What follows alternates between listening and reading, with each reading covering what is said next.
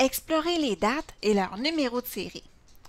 Voici une petite capsule sur laquelle nous allons premièrement faire un petit retour sur ce que vous avez déjà appris sur les dates dans la compétence 7 et par la suite on va ensemble explorer les dates et les numéros de série dans Excel.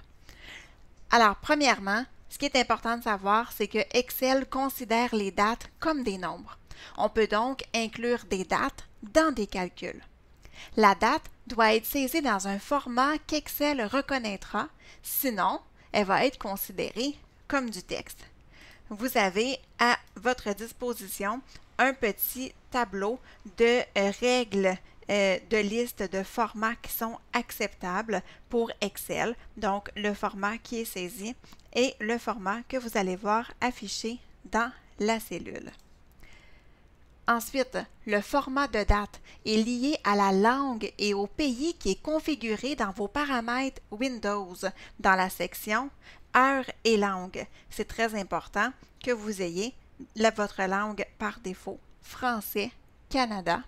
Donc, c'est très important pour que vous puissiez bien saisir les informations qui vont être ici donc dans votre tableau Excel. Ce que je veux vous montrer donc d'important dans cette capsule, c'est qu'Excel va stocker les dates sous forme de numéros de série séquentiels pour qu'elles puissent être utilisées dans les calculs.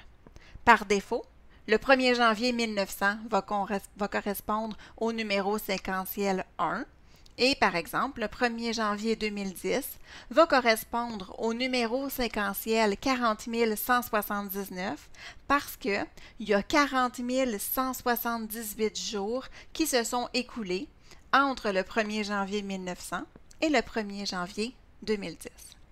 Selon le format des cellules qui vont contenir les formules entrées, Excel peut afficher les résultats sous forme de numéros de série ou comme date. C'est ce que je vous montre donc dans cette petite capsule.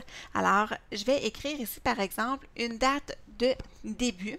Je vais écrire la date du 13 mars 2020.